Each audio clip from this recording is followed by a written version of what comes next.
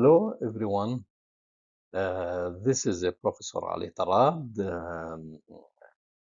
I just want to give the seminar for the second part of the workshop that was given in collaboration with Al-Karkh University for Science in Iraq. In the previous video, I talked about fossil fuel in Iraq, electricity production status, and I passed through the application of geothermal power plants, and I described one of those power plants called dry steam geothermal power plant. In the present part, I will pass through different or other application of the geothermal energy in technology. The objectives of the present part focuses on the geothermal energy application in the category of heating and cooling. Some available research in Iraq that measured the temperature for Earth at different depths.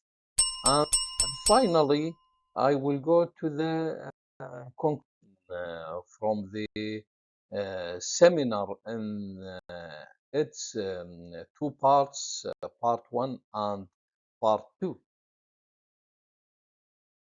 Heating and cooling technologies are usually based on two parts. The underground part, which is represented by heat exchanger, and this heat exchanger could be designed and laid out in horizontal type, which we call it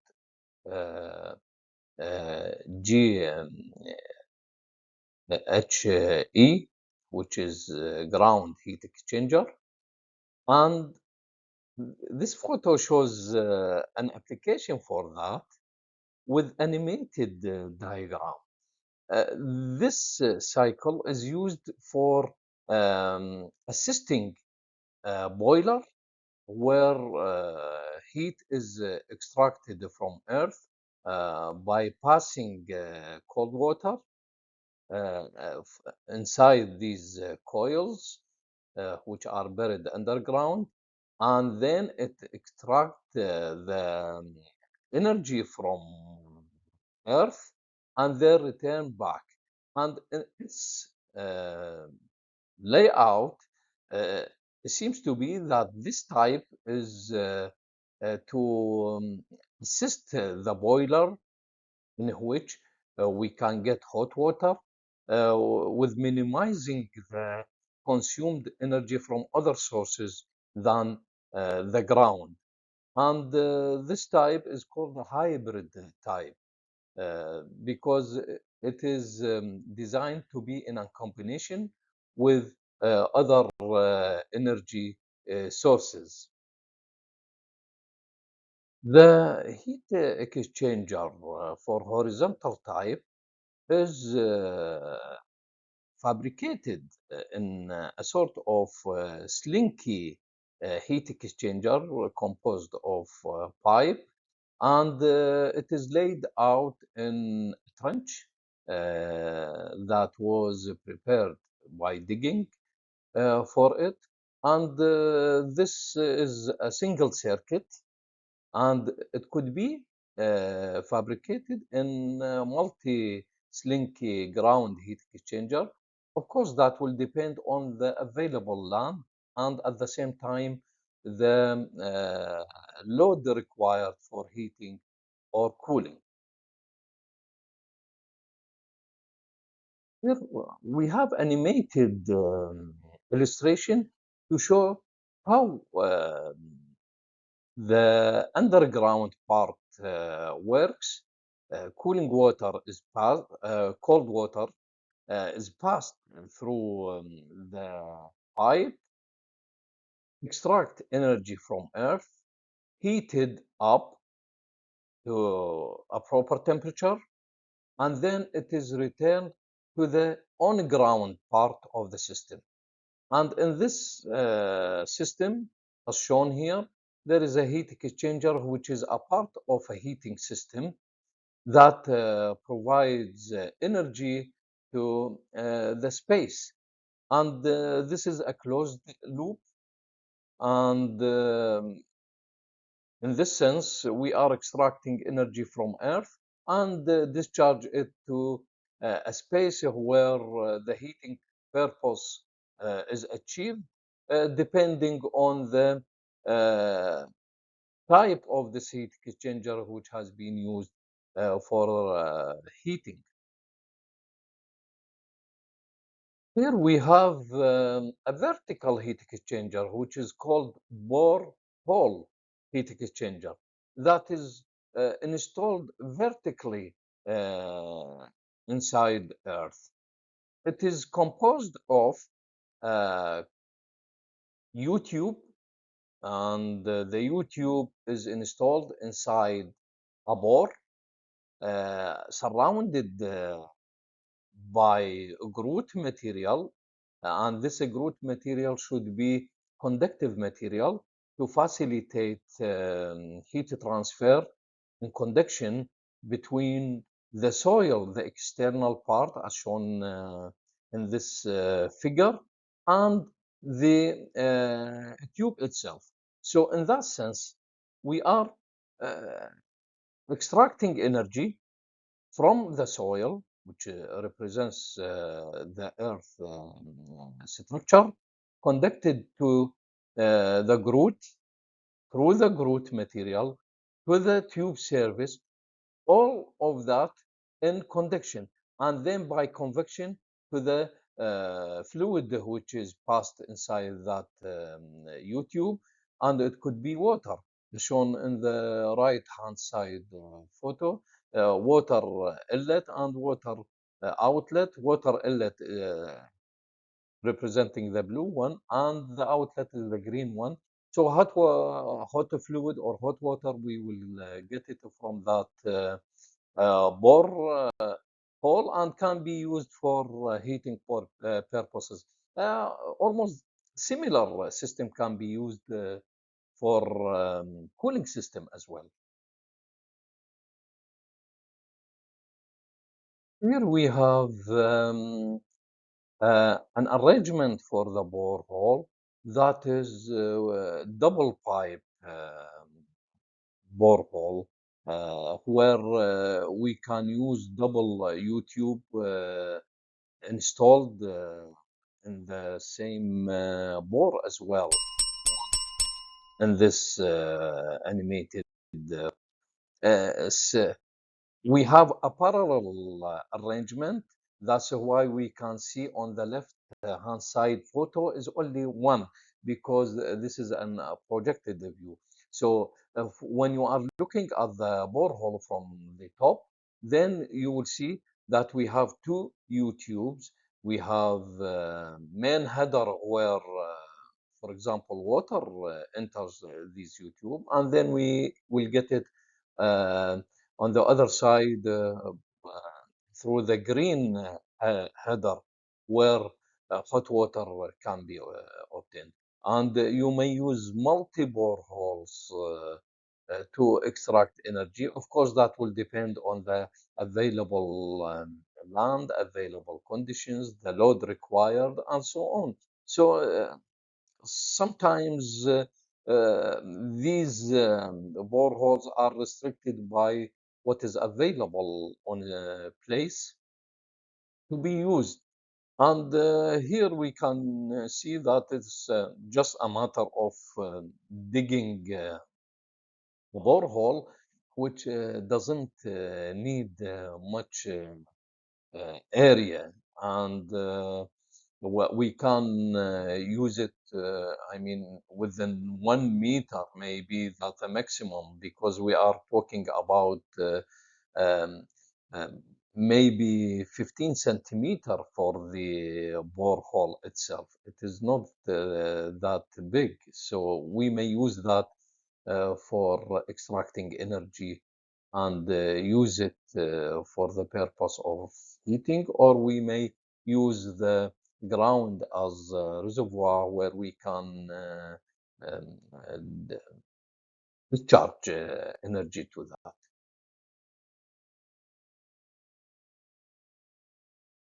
Here we have a cooling mode where energy is discharged from the building and through a cooling system where energy is discharged to the ground. The red line represents the hot fluid or hot water that enters the system to extract energy from the place and then discharged to the ground. So here uh, the ground works as absorber for the energy from the fluid, and then it will return in the blue direction and blue pipe, which represents a cold fluid, and goes to the cooling system, the on-ground part. And in that sense, we are cooling the space by taking the energy from the space and discharge it to the ground, and in this type is a practical way, cheap and clean and environment friendly. So this is how the cooling mode works for the purpose of utilizing the ground or energy of ground.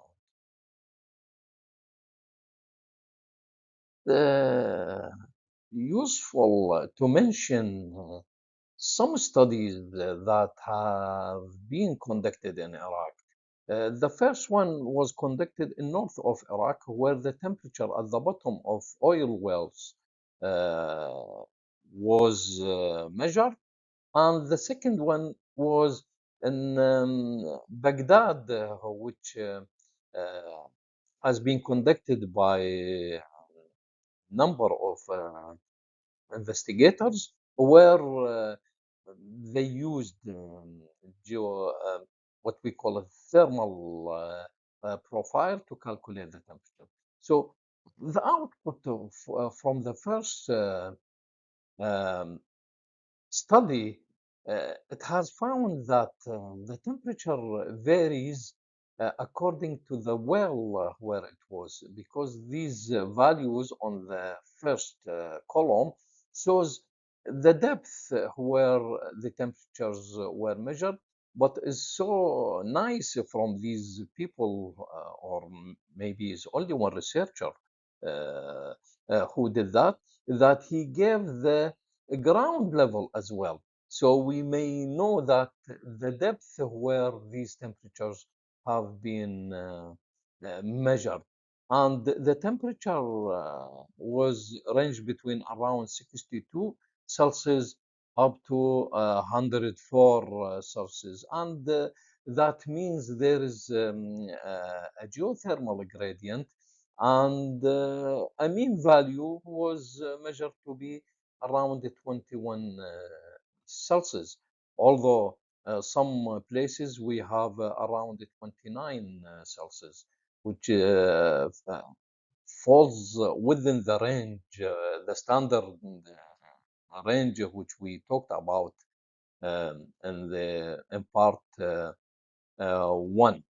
And the output of the second study was these people or investigators have um, measured the physical properties, which are the most important factor when we are talking about geothermal energy.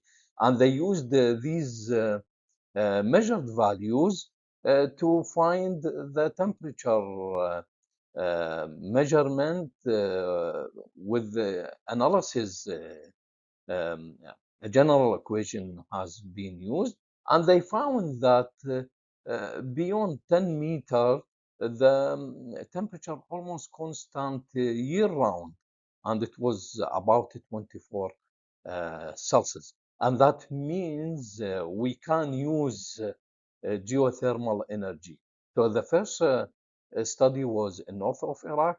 The other one was in middle of Iraq, in Baghdad, which has been tested for four different places in Baghdad.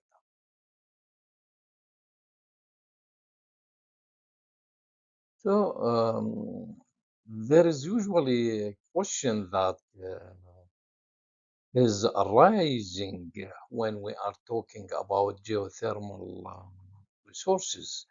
Um, Low temperature of geothermal resources, is it a matter? In fact, yes, it is a matter, but the level of temperature just put some constraints on the category of geothermal energy where we are going to select or use, but still the low temperature is used.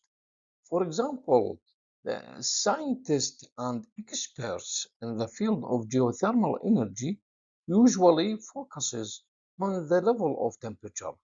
And it has been stated for a long time that if the geothermal resources with a temperature lower than 150 Celsius, then it will be low temperature. But again, even with this temperature, we can produce electricity. Thanks to the organic technology and organic cycle technology development. So with that, we can produce electricity.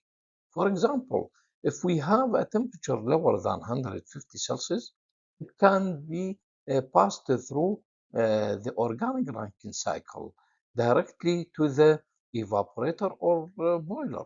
Then the organic fluid, which is usually normal pentane, isobutane, or other fluids can be used, is evaporated and then passed through the turbine where energy has been transferred from the vapor to rotate the blades of the turbine.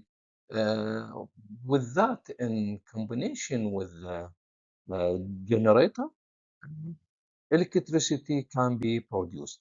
Then the fluid passes through a condenser, and in the condenser, energy is rejected, and usually uh, water is used for these heat exchangers from a river, lake, or cooling tower. And we may use even air-cooled condensers. Then the liquid passes through the pump and then return back to the evaporator to compose a closed circuit. So in that sense, we can get energy even when the temperature resources of the geothermal is low, below 150 Celsius. Thus, the constraints for using it. So now we have selected a binary geothermal power plant to produce electricity. Even if the temperature was low, we may use a heat pump to extract energy. So, at geothermal resources below 150 Celsius, it enters an evaporator where it evaporates a fluid or working fluid that is circulated inside the cycle and compressed by a compressor and then passed to a condenser. And in that sense, in the condenser, we need to condense the fluid. So we are using service fluid, which is entered as a cold fluid from utility, returning from utility, and it is heated up to a certain temperature, which represents supply to utility. So in that sense, we are again extracting energy in a way with the compression process that we are using in this cycle. And then the condensate return back through piping system for expansion and return to the evaporator, and in that way we can extract energy from the low level. So when we say it is a matter, yes, because it will put some constraints on the category which we are using, either to produce electricity by organic Rankine cycle, or to produce hot be water for heating purposes, as we have seen in this illustration.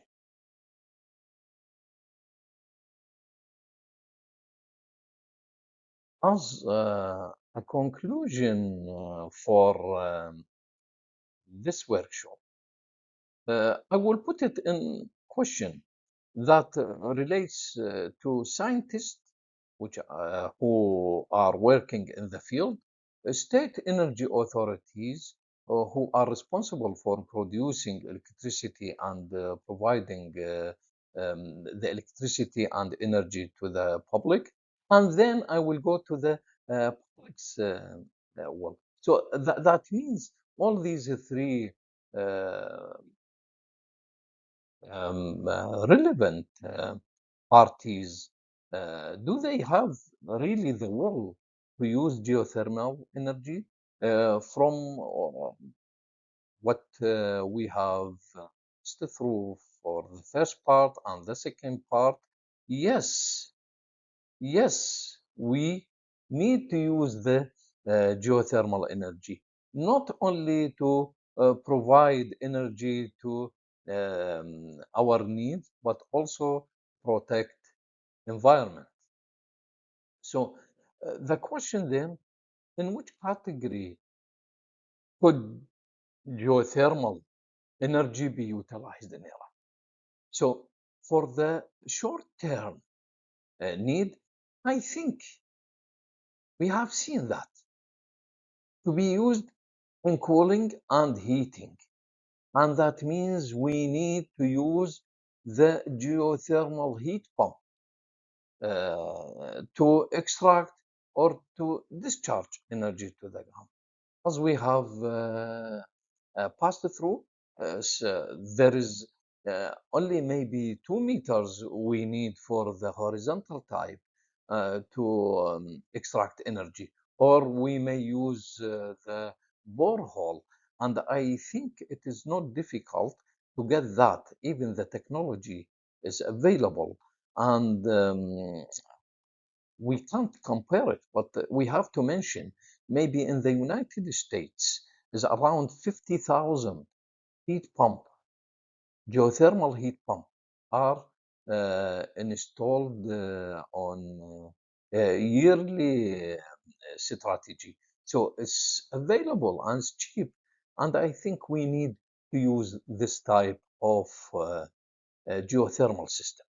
But for the long term, I think we need the support from the state energy authorities that we can go for electricity production as well. And now let us go to the second party of this conclusion. It is related to the state and the role which should be played by the relevant parties of state in regards to the Ministry of Electricity oil industry, and other parties who are related to the energy production and electricity production.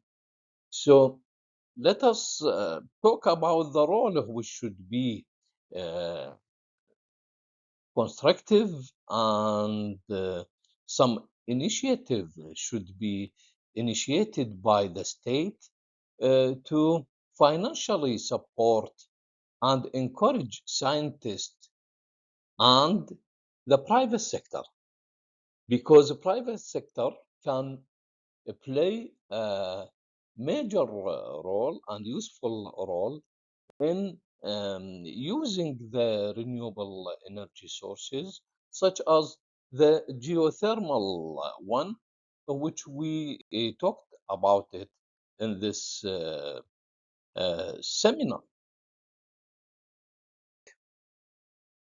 We may go to the last part of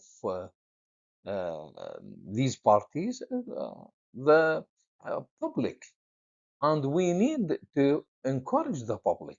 We have to spread the culture, or I mean, to give something financial incentive for these people. So encourage them to use the geothermal energy, and in that way, we are doing two goals at the same time.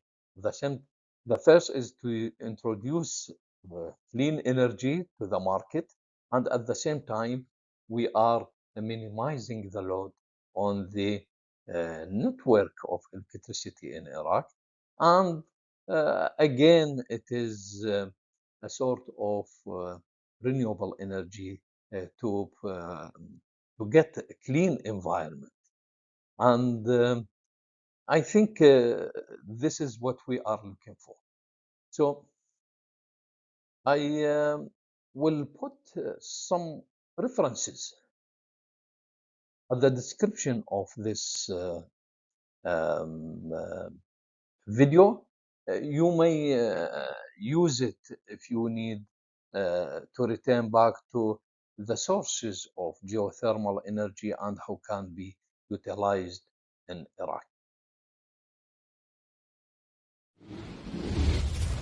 Finally, I hope that you have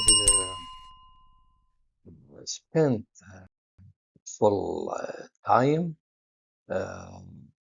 with the seminar, and I am looking forward for future collaboration with the university, um, Turk University for Science, and I would like to thank them for the invitation, and have a nice time. Bye bye.